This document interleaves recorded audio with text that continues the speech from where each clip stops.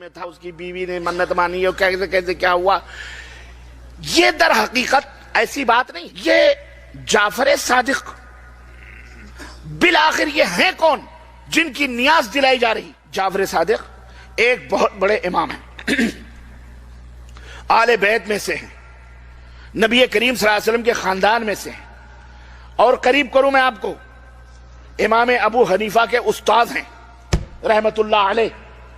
جعفر صادق امام ابو حنیفہ رحمت اللہ علیہ کے استاد ہیں. اور قریب کروں میں آپ کو, جاؤ تاریخ کے پنے اٹھا کے دیکھو امام جعفر صادق کا 22 رجب سے کیا تعلق ہے. کیا امام جعفر صادق 22 رجب کو پیدا ہوئے؟ کیونکہ دن جو منائے جاتے ہیں کسی کی موت پر منائے جاتے ہیں یا کسی کی پیدائش پہ منائے جاتے ہیں, یا کوئی بہترین کوئی انعام یا کوئی چیز پاتا ہے اس دن کو اس دن میں منایا جاتا ہے کہ نہیں ہے؟ تو جعفر صادق کی جو نیاز 22 رجب کو کی جاتی ہے, سوال یہ پیدا ہوتا ہے کہ کیا جعفر صادق 22 رجب کو پیدا ہوئے؟ کیا جعفر صادق 22 رجب کو وفات پائے؟ یا جعفر صادق کا کیا تعلق ہے 22 رجب سے؟ جاؤ میرے عزیزو, تاریخ ڈھونڈ ڈالو, تلاش کر ڈالو, کھنگال ڈالو, تمہیں کہیں بھی 22 رجب کو جعفر صادق کا نہ نام ملے گا, نہ پیدا ہوئے, نہ مرے, نہ انہیں کوئی کسی پوزیشن کوئی حاصل ہوئی. جعفر صادق کا 22 رجب سے کوئی تعلق نہیں. پھر 22 رجب کو جعفر صادق کے نام پر پوڑیاں, سوہاریاں اور مٹھائیاں کھائی جاتی ہیں. اب یہاں پر میں آپ کو ایک اور حقیقت بتاتا چلوں. یہ بڑی دکھ بھری کہانی ہے اور بڑی دلدوز داستان ہے جو تمام بدعتوں کے ساتھ جڑی ہوئی ہے. چاہے وہ عید میلاد النبی ہو کہ نبی کی وفات پر ظالموں نے جشن منانے کے نام پر یہودیوں نے ہمیں جشن منانے پہ لگایا ہوا. میں آپ کو بتاتا ہوں 22 رجب کا جعفر صادق سے کیا رشتہ ہے. رب کی قسم ہے, کعبے کے رب کی قسم ہے, جاؤ تاریخ اٹھا کر کے دیکھو, کہیں بھی تمہیں کوئی ثبوت نہیں ملے گا کہ 22 رجب کو جعفر صادق پیدا ہوئے ہوں, یا 22 رجب کو جعفر صادق انتقال کیے ہوں, یا 22 رجب کو جعفر صادق کا کوئی تعلق رہا ہو. کہیں بھی جعفر صادق کا 22 رجب المرجب کو جس دن کوڑے بھرے جاتے ہیں کوئی تعلق, کوئی رشتہ نظر نہیں آتا. ہاں, ہمیں ایک تعلق ضرور نظر آتا ہے 22 رجب المرجب سے. 22 رجب المرجب کا جب ہم مطالعہ کرتے ہیں تو ہمیں ایک رشتہ آتا ہے.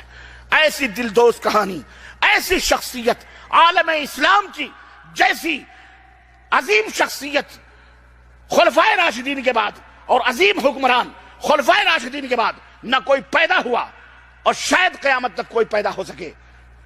وہ شخصیت کا تعلق 22 رجب المرجب سے ہے. وہ شخصیت جو بلا شرکت غیرے, تاریخ کے حوالے سے بلا شرکت غیرے, وہ عظیم شخصیت جس نے 20 سال تک پورے عالم اسلام پر طرح طرح حکمرانی کی تھی, اور جس نے باطلوں کے آنکھوں میں آنکھیں ڈال کر پنجہ آزمائی کرتے ہوئے ان کے ناطقے بند کیے تھے. خوارج کے فتنے ہوں, روافظ کے فتنے ہوں, بدعتیوں کے فتنے ہوں, یا بلوائیوں کے فتنے ہوں, اس عظیم شخصیت نے سب کے گلے دبوچے تھے.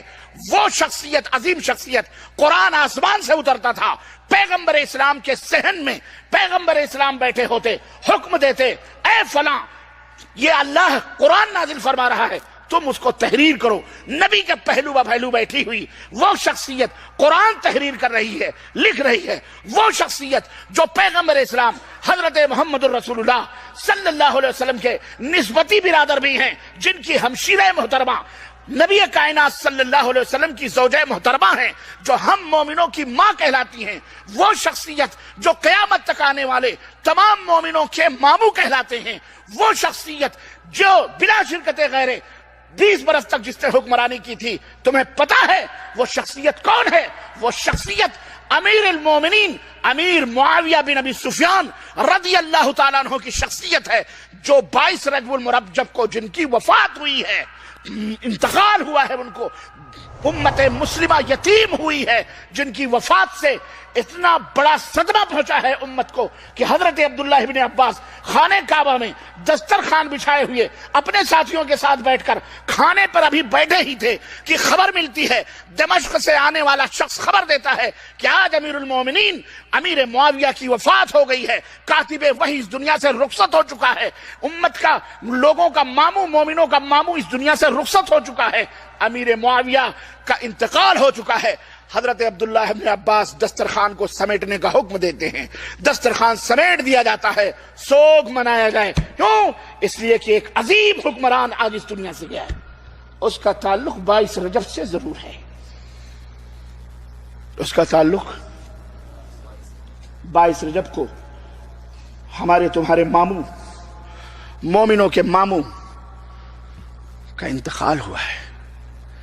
اب سوال یہ پیدا ہوتا ہے، وفات پر پوڑیاں کھائی جائیں، مٹھائیاں تقسیم کی جائیں؟ اللہ، ضرور کوئی نہ کوئی سازش ہے، ضرور کوئی نہ کوئی سازش ہے. یہ رافضی شیعوں نے ایجاد کری اس رجب کے کوڑے کو اور نام دیا امام جعفر صادق کا. نام دیا کس کا؟ 22 رجب کو.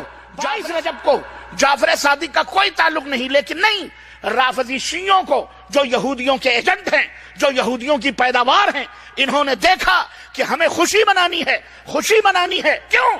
اس لیے کہ امیر معاویہ جن کو وہ اپنا دشمن سمجھتے ہیں، معاویہ سے بدلہ لینے کا سب سے بہترین موقع ملا ہے. کسی کو نہیں معلوم. ایسا کرو، 22 رجب کو جعفر صادق کے نام پر اس فاتحے کو ایجاد کر دو. یہ فاتحہ ہندوستان میں پیدا ہوئی ہے. جعفر صادق کے کنڈے ہندوستان میں پہلی دفعہ بھرے گئے جب ایرانی شیعوں نے آ کر کے ہندوستان پہ قبضہ کیا. بابر کے زمانے میں، ہمایوں کے زمانے میں بھاگا تھا نا یہ بھارت سے، اور جا کے ہندوستان میں 50,000 ایرانی شیعہ ملے، 50,000 فوجیوں کی ڈریس میں ان کے علماء ہندوستان کے اندر آ کر کے اپنے مذہب کو پھیلانے کے لیے انہوں نے اس طرح سے تعویذ، گنڈے، پلیتے، درگاہ، مزار، قبر، یہ تمام سب الا بلا، اور جو نیاز اور فاتح اور دیگر چیزیں، جو یہ سب صوفی تصوف، یہ سب انہوں نے ایجاد کیا. یہ وہ سب انہوں نے ایجاد کیے مسلمانوں کو، جو اہل سنہ والجماعت ہے ان کو گمراہ کرنے کے لیے. سادے سودے لوگ ان کے ایجنٹ بن گئے، کھانے پینے والے بن گئے، کھانے پینے کے لیے پیدا ہوئے. انہوں نے جعفر صادق کے نام سے امام امیر المومنین حضرت امیر معاویہ کی وفات پر خوشیاں منانے کے لیے کس کے؟ امام امیر المومنین حضرت امیر معاویہ کی موت پر خوشیاں منانے کے لیے پوریاں اور مٹھائیاں کھلائی گئیں، اور وہ خود کھاتے کھاتے عام مسلمانوں کو بھی اس میں لپیٹ میں لے لیا. ہندوستان میں یہ فاتحہ چل پڑی. اب سوال ایک اور پیدا ہوتا ہے کہ جب ان کو یہ کام کرنا ہی تھا تو کسی اور شیعہ امام کا نام پیش کر دیتے. امام جعفر صادق ہی کا نام کیوں پیش کیا گیا؟ ہاں دیکھیں باریکی. اس لیے کہ جعفر صادق ایک ایسی شخصیت ہیں، اگر دوسرے اماموں کا نام پیش کیا جاتا تو لوگ کہہ سکتے تھے کہ یہ امام باقر ہیں، یہ شیعوں کے امام ہیں، یہ رضا علی ہیں، یہ شیعوں کے امام ہیں، امام فلاں ہیں، یہ شیعوں کے امام ہیں. امام جعفر صادق تو وہ امام ہیں جو امام ابو حنیفہ کے بھی امام ہیں. کس کے امام ہیں؟ امام ابو حنیفہ کے بھی استاد ہیں.